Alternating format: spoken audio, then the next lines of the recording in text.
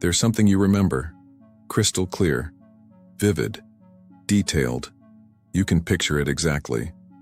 The problem? According to every record, every person, every piece of evidence in this reality, it never happened.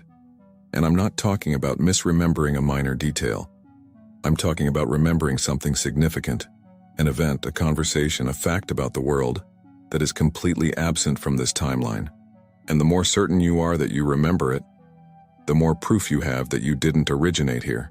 This isn't a vague feeling. This is concrete memory. You remember a family member dying years ago, mourning them, attending a funeral, but they're alive, and everyone acts like you're insane for suggesting they ever died.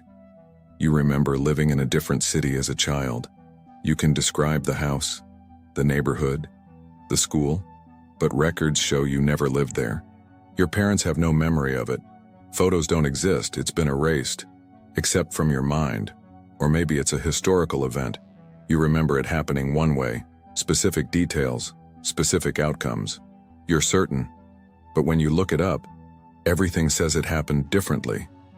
And not just differently in interpretation, differently in basic facts. And you're left standing there with a memory that is absolutely real to you and absolutely absent from consensus reality. Most people have at least one of these memories. Something they remember that doesn't fit. Something they've learned to keep quiet about because mentioning it makes people question their sanity. But here's what nobody tells you. These aren't false memories. False memories are vague, unstable, easily influenced by suggestion. They shift and change when challenged. Timeline memories are concrete, consistent, and often shared by small groups who came from the same branch. A false memory feels uncertain. You kind of remember, maybe it was like this, you're not really sure. A timeline memory feels absolutely certain. You know what you remember. You can access sensory details. You can recall emotional states. You can describe specific moments. The memory is complete and coherent. It's just that according to this reality, it never happened. And if you have one of these memories, if something in this video triggers recognition of an impossible memory you've been carrying, pay attention, because you're about to find out where you really came from and why your memory isn't broken. This reality is just different from the one you originated in. Your memory is evidence. Evidence that you shifted timelines, and you brought receipts from a place that doesn't exist here anymore. Let me explain how you can remember something that never happened here. Because understanding the mechanism is what allows you to stop doubting yourself and start recognizing what these memories actually prove. Your consciousness is the only element that remains constant when you move between timelines. Your body exists in this timeline. Your brain is physical matter that belongs to this configuration of reality. But your consciousness, the aware, observing part of you, that's non-local. It doesn't belong to one timeline. It navigates between them. And when it does, it carries data with it. Data we call memory. When you shift from timeline A to timeline B, your physical brain updates to match the new configuration. Neural pathways reorganize. Synaptic connections rewire. Your brain becomes consistent with this timeline's history. But consciousness doesn't rewire that easily. It holds information. And some of that information is memory from where you came from. Memory that doesn't match where you are now. Most of your memories do update. This is why timeline shifts usually go unnoticed. Your brain has a process called memory reconsolidation. Every time you recall a memory, you're not playing back a recording. You're reconstructing it. And during reconstruction, your brain can edit the memory to make it consistent with current reality. This happens automatically. It's protective. It maintains your sense of continuous identity and stable reality. But some memories resist reconsolidation. Memories that are emotionally charged. Memories that are identity-defining. Memories that you've reinforced repeatedly. Memories that are recent to the moment of shift. These memories are too strong, too embedded, too fundamental to be rewritten by the brain's attempt to create consistency. And those memories remain intact, accurate to the timeline they came from, completely inconsistent with the timeline you're in now. This is why you can remember something with absolute certainty but have zero evidence it happened. The memory is real. It's accurate.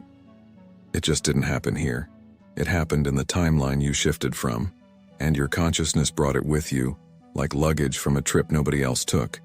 And when multiple people share the same impossible memory, this is the Mandela Effect, it means they shifted together.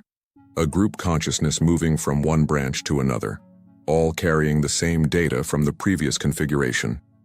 The memory isn't false. The timeline is different. And the memory is proof that you came from somewhere else. Not all timeline memories are the same. There are 5 distinct types, and recognizing which one you have tells you something specific about the shift that brought you here. Let me walk you through each type so you can identify your own. Type 1. The phantom event memory. You remember a significant event that never happened in this timeline, a celebrity death that didn't occur, a natural disaster that has no record, a historical outcome that's completely different from what every source confirms. This type is characterized by emotional impact. You remember where you were when it happened, how you felt, who you talked to about it. The memory has full sensory detail. You're absolutely certain, but according to this reality, it never occurred. This suggests a clean break from a timeline where that event was real. Type 2. The alternate personal history. You remember living an experience that records show you never had. You lived in a different city. You had a different job. You attended a school that has no record of you. You had a relationship that doesn't exist in photos or documents. This type affects your sense of identity because it's about your own life, not external events.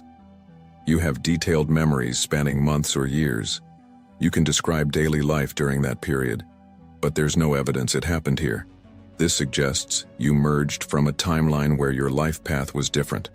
Type 3. The impossible knowledge. You know something you shouldn't know. You have information about a person you never met in this timeline. You have skills you didn't learn here. You possess knowledge with no identifiable source.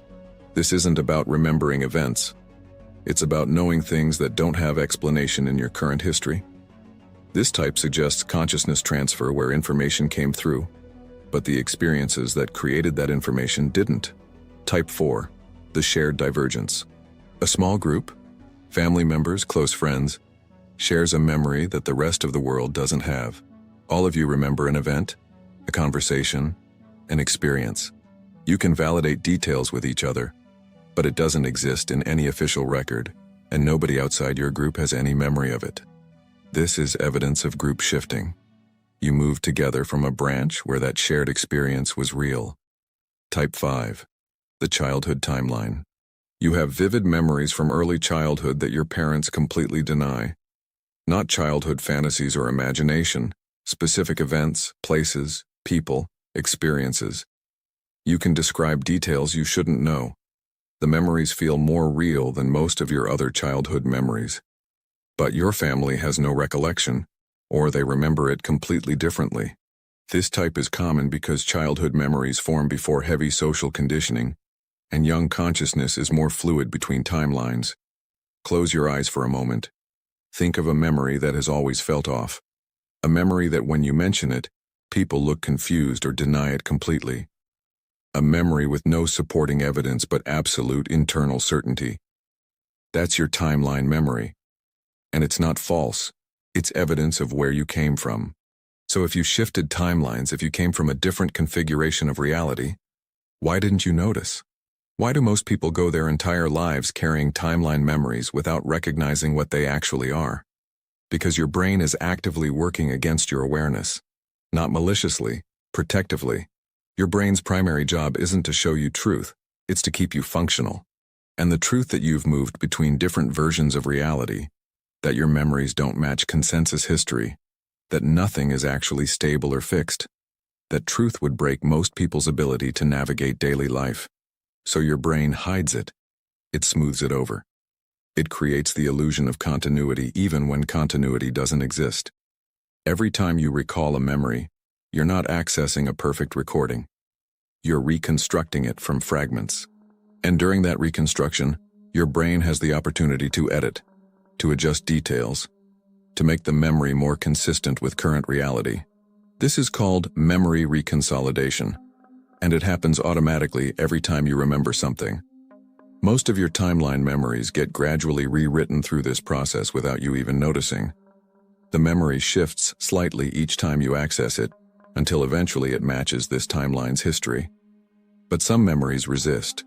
The ones that are too emotionally powerful, too identity-defining, too frequently reinforced.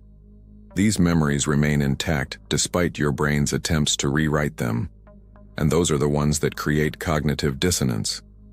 You remember something clearly, but reality says it didn't happen, and that dissonance is uncomfortable, destabilizing. So social pressure kicks in.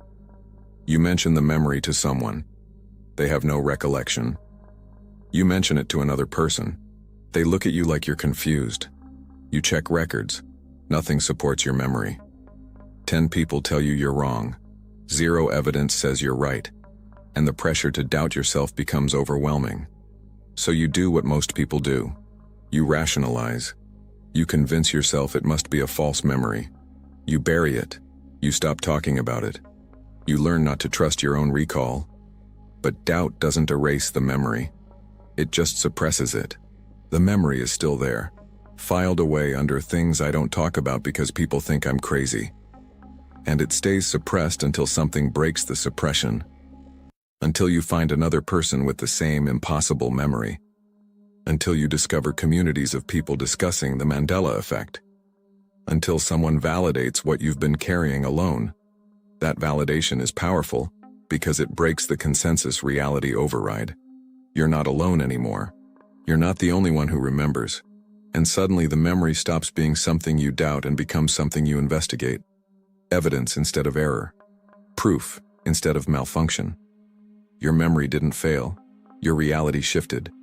And your brain has been trying to protect you from that knowledge by making you doubt what you clearly remember. But the memory is still there. Accurate. Real. Just not from here. Not all timeline shifts leave memories behind. Most shifts are small, subtle, seamless. Your brain rewrites them instantly and you never notice. But some shifts are so dramatic, so profound, that they leave timeline memories you can't ignore. Let me explain the 3 types of shifts that create the memories you're carrying. Shift Type 1, Trauma, Near-Death Induced. This is the most violent type of timeline shift. Something catastrophic happens, a near-death experience, severe trauma, sudden devastating loss. An event so massive that it literally tears you out of one timeline and throws you into another. Your frequency doesn't just shift, it shatters. And when it reconstitutes, you land in a completely different configuration of reality. This type leaves the strongest timeline memories because the shift is impossible for your brain to smooth over. The before and after are too different. The transition was too abrupt. You remember the previous timeline clearly because the new one feels fundamentally wrong in ways you can't articulate. People who survive near-death experiences frequently report that reality feels different afterward. Not just that they feel different, that the world itself has changed. Details are off. People behave differently. The texture of reality is altered. That's because they didn't just have a transformative experience, they shifted timelines. And they brought memories from where they were before the event that almost killed them. Shift Type 2, Collective Mass Shift. This is what creates the Mandela Effect. Large groups of people shifting together from one timeline configuration to another. This happens when collective consciousness reaches a threshold. When enough observers are holding a specific frequency, reality can reorganize around that frequency, and entire populations move from branch A to branch B simultaneously. This type leaves shared memories because multiple observers are bringing the same data from the previous configuration. When you and thousands of other people all remember something the same way, but that something doesn't exist in current records, you're all carrying memory from a timeline you collectively departed. The shift was big enough to move groups, not just individuals. And the shared nature of the memory makes it harder for your brain to rewrite because you have external validation. Other people confirm what you remember. That confirmation anchors the timeline memory and prevents reconsolidation. Shift Type 3. Gradual frequency elevation. This is the subtlest but most common type. You don't have one dramatic shift. You have hundreds of micro shifts over months or years as you do deep inner work, heal trauma, expand consciousness, Elevate your dominant frequency. Each individual shift is small enough that your brain rewrites most of it, but occasionally, a shift is significant enough that one or two memories remain intact. You remember a version of your life, a version of yourself, that doesn't quite match where you are now. This type creates the personal history timeline memories. You remember living somewhere you have no record of living. You remember a relationship that doesn't exist in photos. You remember a version of your past that your family doesn't confirm. Not because you're confabulating, but because you gradually shifted from a timeline where that past was real into a timeline where it wasn't.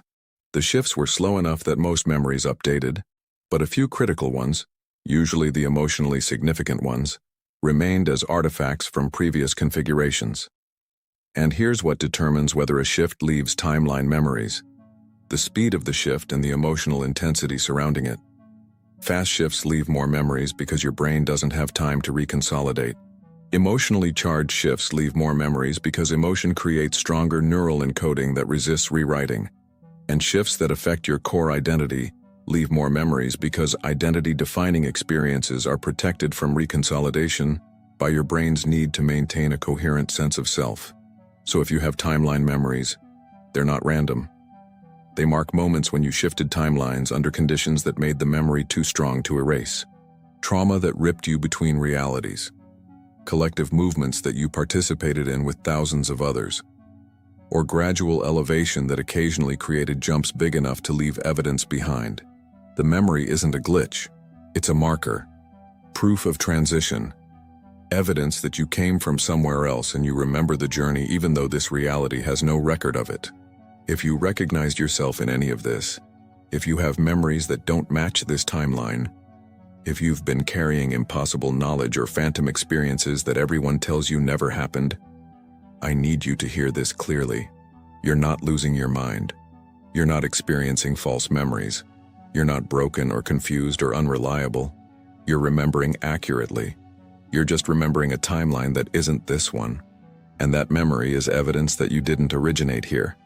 You shifted, maybe through trauma, maybe through collective movement, maybe through gradual frequency elevation over years of growth and transformation. But somewhere along the way, you moved from one configuration of reality to another, and you brought memories with you that don't belong to this version of the world.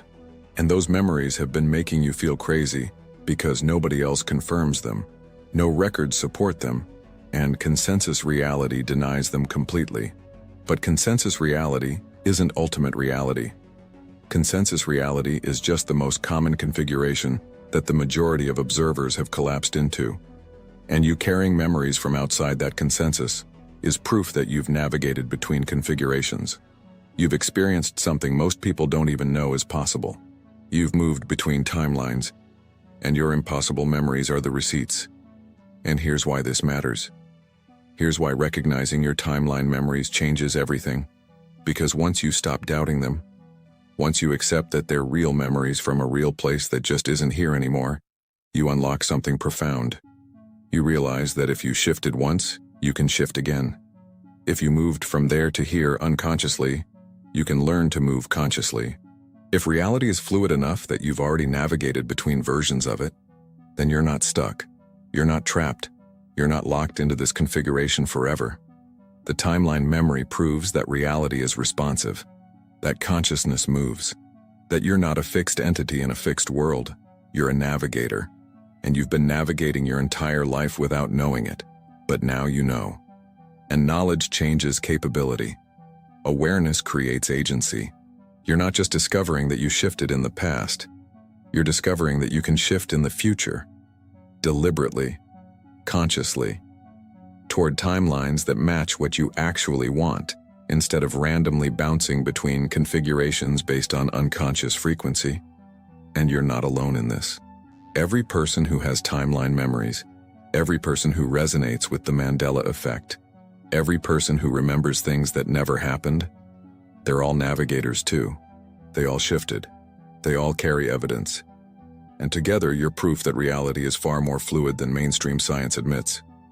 That consciousness isn't confined to one timeline. That memory can cross between realities.